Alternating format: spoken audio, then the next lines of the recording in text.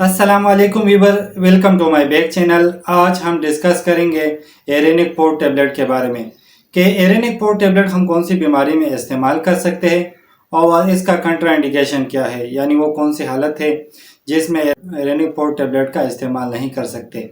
ये सारा कुछ जाने इसी वीडियो में। सबसे पहले बात करेंगे एरेनिक पोर्ट के फार्मूले के बारे में। तो इसके अंदर आइब्रोफिन और सुडोपेड्रिन पाया जाता है। अब बात करेंगे कि एरेनिक पोर्ट हम कौन सी बीमारी में इस्तेमाल कर सकते हैं। अगर नज़ला, ज़ुकाम या बुखार ऐसी कंडीशन हो तो ऐसी कंडीशन में आप एरेनिक पोर्ट टैबलेट का इस्तेमाल कर सकते हैं।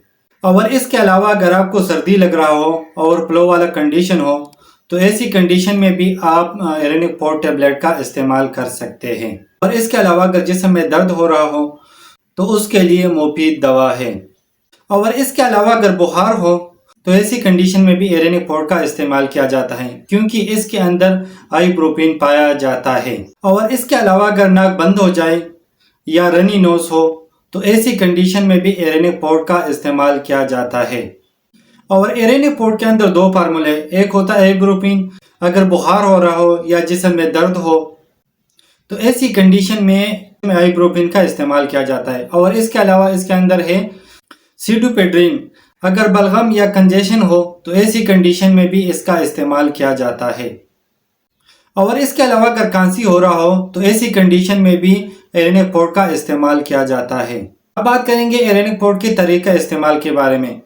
तो दिन में 2 से 3 tablet according to condition, according to disease इस्तेमाल कर सकते हैं, लेकिन बेहतर ये कि डॉक्टर की हिदायत के मुताबिक इस्तेमाल करें। अब बात करेंगे एरेनिक पोर्ट के साइड इफेक्ट के बारे में। कुछ कॉमन साइड इफेक्ट हो सकता है जैसा कि एब्डोमिनल पेन, वोमिटिंग, नोजिया और इसके अलावा स्किन रैशेस भी हो सकता है। अब बात करेंगे एरेनिक पोर्ट की कंट्रा इंडिकेशन के बारे में कि कौन सी कंडीशन में एरेनिक पोर्ट का इस्तेमाल नहीं कर सकते। तो ऐसे मरीज जिनको प्रेगनेंसी का कोई इशू हो तो ऐसी कंडीशन में आप एरेनिक पोर्ट का इस्तेमाल ना करें। और इसके अलावा अगर किसी को एलर्जी हो तो ऐसी कंडीशन में भी आप एरेनिक पोर्ट का इस्तेमाल ना करें। उम्मीद करता हूँ वीडियो अच्छी लगी होगी तो लाइक कर देना, शेयर कर देना, अगर कोई सवाल हो तो कमेंट्स कर देना और अगर चैनल पे न्यू हो तो सब्सक्राइब कर देना।